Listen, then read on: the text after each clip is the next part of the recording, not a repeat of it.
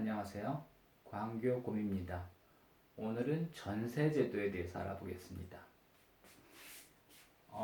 전세는 우리나라에만 있는 임대차 제도입니다. 그래서 어른들은 잘 알지만은 젊은 사람들은 좀 전세제도를 잘 이해 못 하시는 분들이 있더라고요. 월세는 전 세계적으로 다 있습니다. 일정한 보증금, 디파짓이라고 하죠. 그걸 맡기고 매월 월세를 냅니다. 월세를 연체하거나 못 내는 경우에는 집에서 쫓겨날 수도 있고 보증금에서 까고 나중에 차익만 받을 수도 있습니다. 전세는 목돈을 보증금으로 냅니다. 그래서 보증금에 대한 이자가 임대료에 해당하는 거죠. 그래서 목돈의 보증금을 내면 예를 들어 5억짜리 집을 3억에 전세에 들어간다고 하면은 보증금 3억만 내면 월세는 없는 겁니다. 전세는 임대차이면서 금융의 기능을 합니다. 그래서 이제 집주인 입장에서는 어떠냐 하면 집을 임대하고 보증금을 많이 받게 되는 거죠. 목돈의 보증금을 받게 되는 거죠. 그 보증금을 이용하는 겁니다. 전세가 왜 이렇게 우리나라에서 확산되냐 하면은 박정희 정부 시절에 개인 대출을 거의 안 해줬습니다. 경제 성장을 위해서 모든 대출을 기업들에게 몰아줬습니다. 그러면서 개인들은 대출 받기가 굉장히 어려웠습니다. 그래서 집을 살 경우 돈이 모자랄 경우 방 하나나 두 개를 이제 전세를 주는 그러면서 이제 전세가 많이 발전을 했습니다. 지금은 아예 집 한 채를 전세로 주는 경우가 많지만은 예전에는 단독주택에 뒷방이나 옆방, 방 한두 개를 이렇게 전세로 주는 경우가 많았습니다.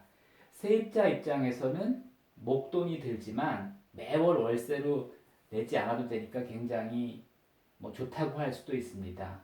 그러면 누가 이익을 보느냐? 그동안은 사실은 세입자가 좋을 것 같죠. 왜냐하면 목돈 내지만 나갈 때 다시 받아가고 월세도 내지 않으니까 세입자가 이익이 날 것 같죠. 하지만 그렇지 않았습니다. 지금까지는 집주인들이 이익을 냈습니다.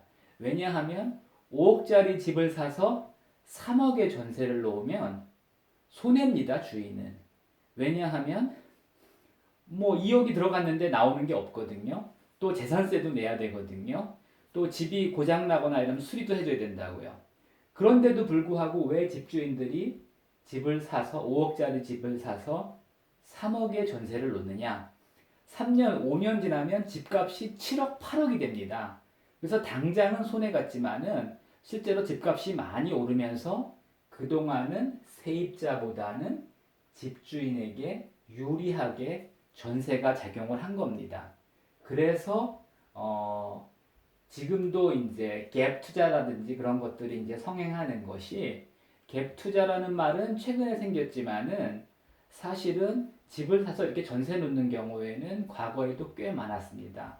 하여튼 전세가 당장은 이익이 될 것 같지 않지만 집값이 오르면 그 차익은 순전히 집주인에게 돌아갑니다. 그래서 어떻게 보면은 집주인은 손해볼 게 없는 그런 게임이었습니다. 지금까지는 그랬습니다. 하지만 앞으로는 꼭 그럴 거라고는 보장하기 어렵습니다. 그 다음에 이제 최근에 문제가 되는 게 깡통 전세입니다. 보통 집에 대출이 없다면은 5억짜리 집을 3억에 주고 들어갔다가 전입신고하고 확정일자 하면은 보증금은 보장이 되죠. 나올 때 3억을 받아가지고 나옵니다. 근데 이제 집에 대출이 있을 경우는 항상 대출이 선순위일 가능성이 높습니다. 보통 은행권은 후순위 대출은 하지 않습니다.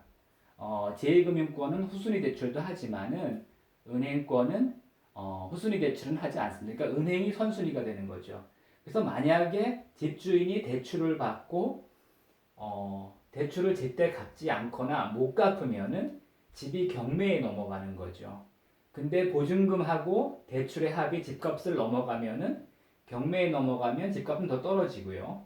그럴 경우 이제 대출부터 상환을 하니까 그 세입자는 보증금을 날리게 되는 겁니다. 그래서 전입신고 확정일자 한다고 꼭 보증금이 보장되는 건 아니고요.